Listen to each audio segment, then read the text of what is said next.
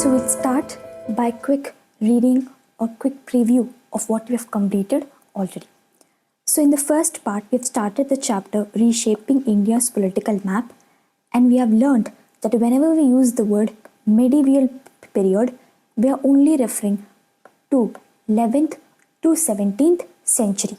So medieval means that in between two ages, and Europeans use this word medieval to refer to the period in between the fall of Roman Empire to the Renaissance.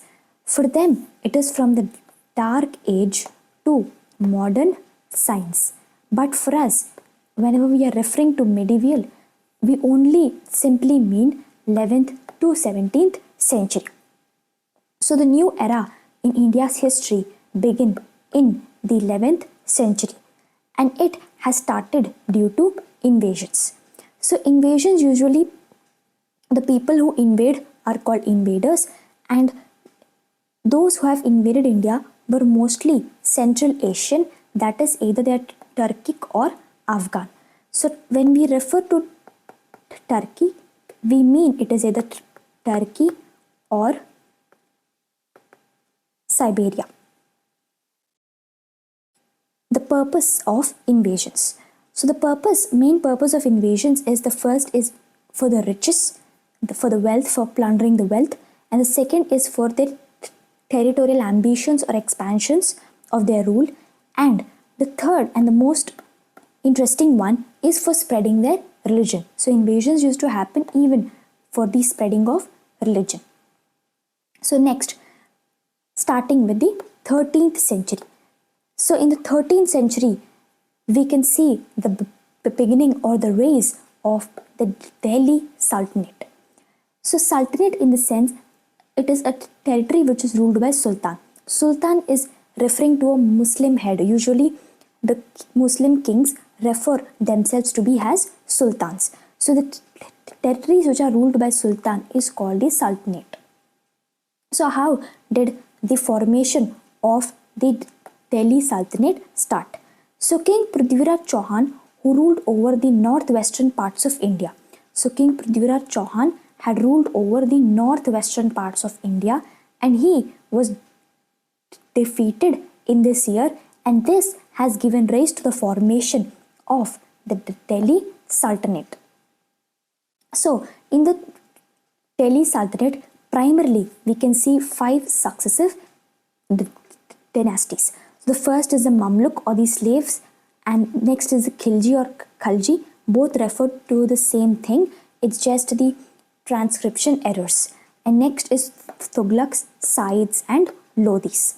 And the city of New Delhi or Delhi has assumed a big role in the kingdoms then, because it was in central and most of it, the Delhi was the capital city. And no sultan's rule was more than 9 years. So we can say that there was political instability. There was a high political instability, and no ruler has ruled more than 9 years.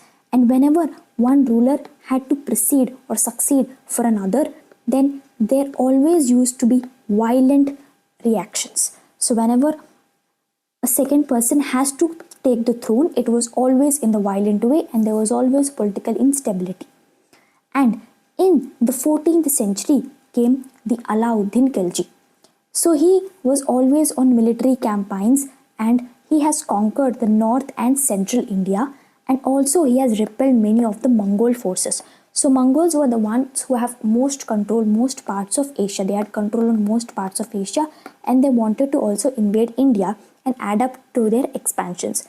But Alauddin Khilji has repelled the Mongolian forces as well, Mongol forces. And then came his slave general Malik Kafur, who has expanded towards the south as well. So Alauddin Khilji has expanded the north and central India, and his slave general Malik Kafur has expanded towards the south and also attacked Hindu centers, Sri Rangam, Madurai, Chidambaram, and possibly Rameshwaram as well. You can remember these names. And then few decades later came Muhammad bin Tughlaq. So Way back in the Mauryan Empire, whole of India was under one ruler, and after many decades later, we can see that Muhammad bin Tughlaq, he had also been one ruler who ruled whole of India. So whole of India was ruled by one ruler once upon a time in the Mauryan Empire, and then it happened again for Muhammad bin Tughlaq.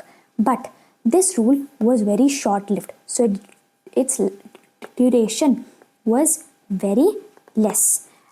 And Muhammad bin Tughlaq was a very ambitious person, but his execution was very poor. So one of his ambitions were shifting of the capital. So he wanted to shift the capital from Delhi to Daulatabad. And he felt that Daulatabad was more central and it could help him to rule whole of India properly. But due to the shift, it has caused major loss of life, and people had to travel thousands of kilometers for them to come or shift from this place to this. So he again have to shift back to his original capital. And next, he has introduced token currency, that is, he had made cheap copper coins and gave them the value of gold and silver. But his idea was good, but the execution was poor, and many of the fake or counterfeit coins have started to flow in the market, and this has declined the economy. And so he had to revoke his token currency policy. And next, rulers or the sultans lived luxurious lives. And they had lived this luxurious life either by plundering the villagers or stealing the wealth from villages and cities, and also enslaved people. That is free labor. Either it was free labor or they used to sell people to other places. And next, they also levied jizya tax on non-Muslims to exempt them from military services. So this has in turn has made people to convert into Islam to get rid of this tax, because it was very heavy on people at that time. And at the end of 14th century came Timur, who was a brutal ruler, and he had most parts of Asia under his control, and he wanted to invade India from the northwestern side, and he had attacked Delhi, and he had his own reasons. His first reason was he wanted to do war, and his second reason was to plunder wealth from the people who are not in his religion. So that was his idea. He came to Delhi, he took all the wealth and left, only to leave chaos or damage in this place. And then came the entry of the Lodhis, and Lodhis had very less territory to rule upon. So starting it was a very large one, but due to invasions, internal conflicts and many more things, it started to decline, and finally for the Lodhis, very less territory was left for them to rule. Next is resistance to the Delhi Sultanate. So this Sultanate had most of the India under their control, but few parts were not under their control. So those were being studied here. The first one is Narasimha Deva I, who ruled over the present day Odisha and parts of West Bengal and Andhra Pradesh. And he has resisted the invasions of these rulers, and he did not let them invade his place. And to commemorate his efforts, the Konark Sun Temple was built. And next is the Hoysalas, who ruled over the southern parts, mostly Karnataka was under their rule, and they had also resisted to these invasions, but due to internal conflicts and war all the time, their economy has declined, and finally they were merged into the Vijayanagara Empire due to internal conflicts and also the decline of economy. Because always when they have to face wars and invasions, then they have to go on military campaigns, and this would cost a lot of money, due to which their economy has declined. And the next one who was successfully resisted was Ranakumbha, who was a Rajput ruler and who ruled over the Mewar kingdom, which is in Rajasthan. he was successful in resisting the invasions. So we have studied until this part in the previous video. So now we'll start our video. So in the previous class we have started with the Vijayanagara Empire, that it was in the 14th century. It was first started by Harihara and Bukka, who have served as governors under Muhammad bin Tughlaq. And they eventually rejected the Delhi authority, and they have established their independent place. And that is what they have grown in the southern part of India. And then to the north of this Vijayanagara Empire is the Deccan Sultanates, which were from the Bahmani Sultanate. That is, the Bahmani Sultanate was just broken down into 5 parts, which are later known to be as the Deccan Sultanates. That is the Bijapur, Golconda, Berar, Ahmednagar and Bidar. And the Vijayanagars have to fight, or they fought wars with both Vijayanagar and Golconda, and also with the Gajpati rulers of Odisha, which is in the east. And then in the 16th century there was the entrance of Krishnadevaraya, who has just increased the reputation of Vijayanagara Empire both in culture, art, and also expanded vast parts of over the Deccan. And he shown interest in art and literature, and he has always given a special place for poets in his court, and he has given special interest for Telugu and Kannada, and he has also composed a poem in Telugu. He has composed himself, which is Amukta Malyada, which is mainly on the very Tamil poet saint Andal. And there was also a part of this poem that is Rajaniti, which is the king's policy, was also royal policy, was also one section of his work. And then he has also worked or given grants for Tirupati in Andhra Pradesh, the temple Tirumala, and also the Vittala in his capital Vijayanagara. And then he has died of illness in the year 1529. And then in 1565, the Vijayanagara forces have been defeated by the Deccan Sultanate. The Deccan Sultanates have formed a collision among themselves, and they have defeated the Vijayanagara forces, which were led by Ramaraya and also Sri Krishnadevaraya's son-in-law in the Battle of Talikota. And then the empire has come to an end in the mid of 17th century, and there was a huge chaos because there was a loss of a huge property and life. And then we have spoke about the Mughals, starting with Babur, who was from the Taimur dynasty. We already studied that Taimur was a brutal leader and all this. And then in his descendant is Babur, who has been thrown out of Samarkand, the modern day Uzbekistan, and then he has turned his sights towards India. And in the first battle of Panipat, he has defeated Ibrahim Lodi by using and then there was use of gunpowder and field artillery and matchlock guns, which were recently used in warfare in India. And he has defeated Ibrahim Lodi, who has excelled, and then he has gained control and formed the Mughal Empire. And his throne was in Delhi. And then after his death in 1530, Babur has died in the year 1530, and then his son Humayun wanted to take, but he has struggled a lot to hold the empire together.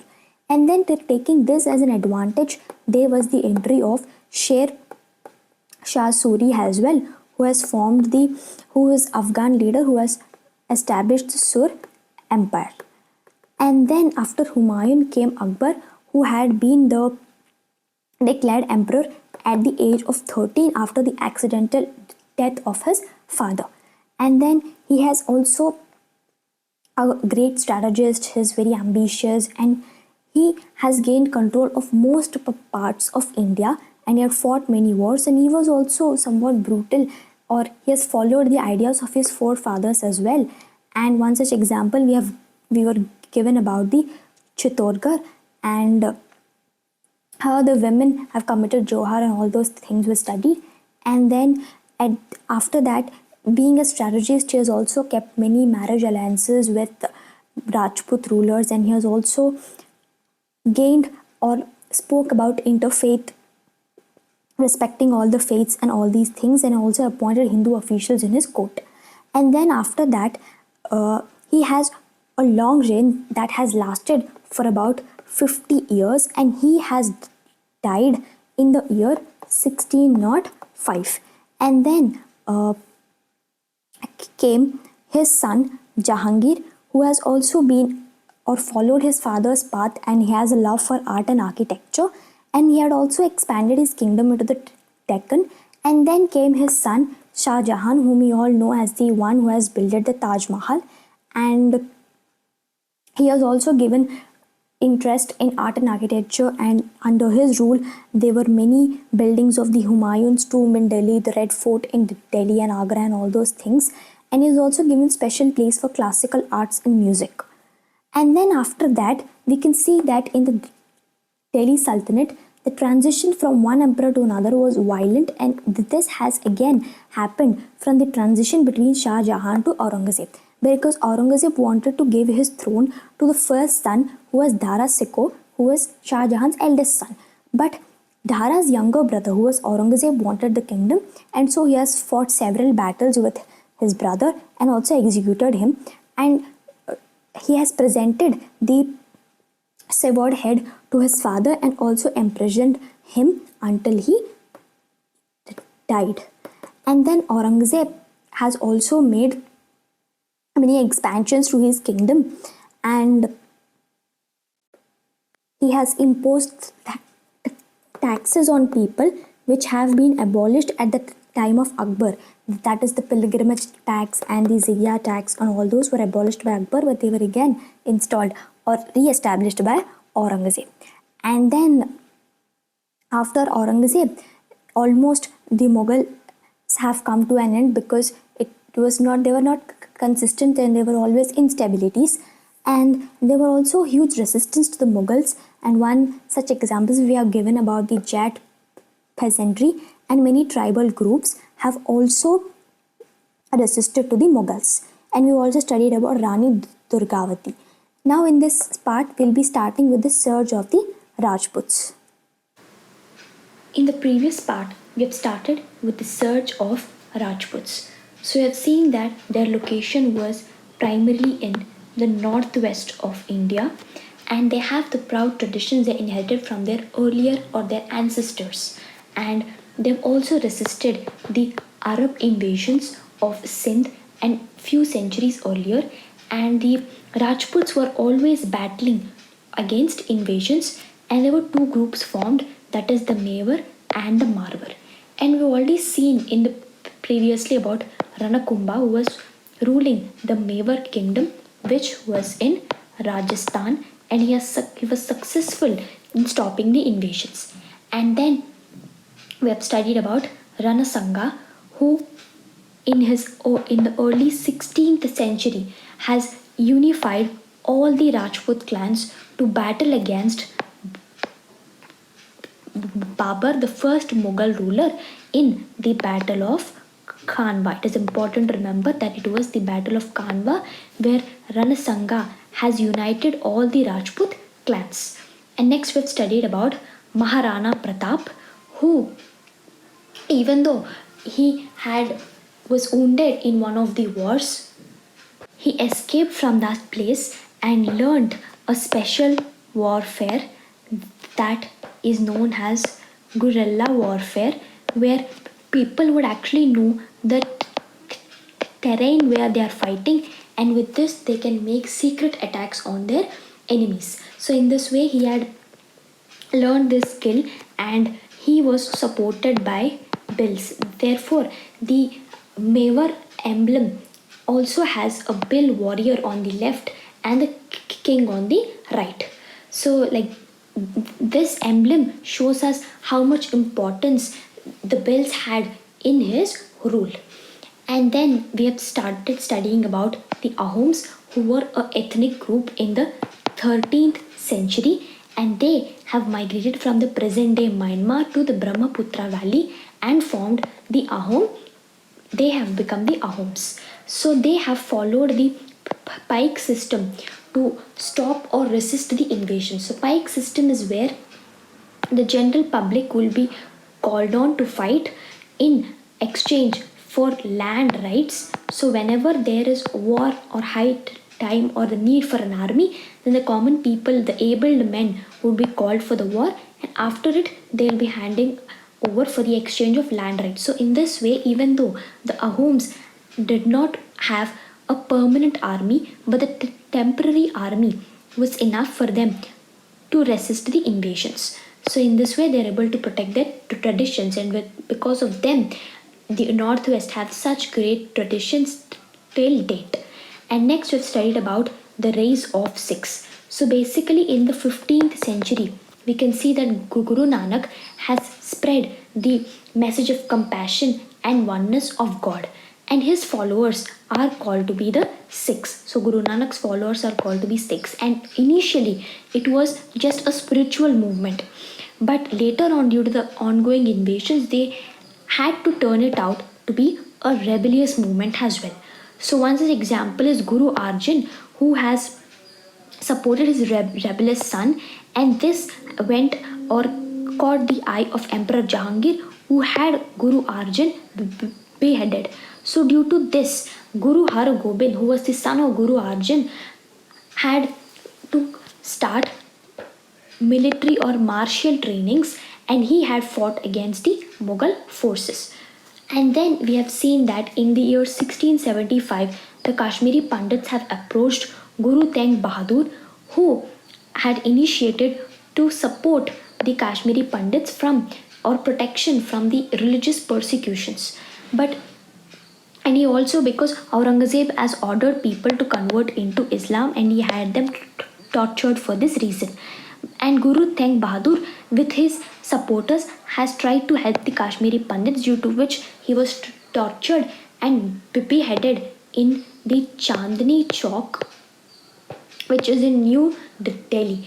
So due to this, his son Guru Gobind Singh, who was the 10th and the last Sikh Guru, had started or established the Khalsa. Khalsa is a martial brotherhood which is committed to justice, equality, and the defense of the faith, which frequently clashed with the Mughal forces at the great cost of their life. So at the cost of their life, even though they had to give up their lives, they used to fight against the invasions. So until here we have completed in the previous part, and we have seen the major chief dynasties, that is the Delhi Sultanate or the Mughal Empire, the Ahoms, Eastern Ganga Kingdom, Gajapati Kingdom, Hoysalas or the Vijayanagara Empires, and the Bahmani Sultanate, the Rajputs and Sikhs.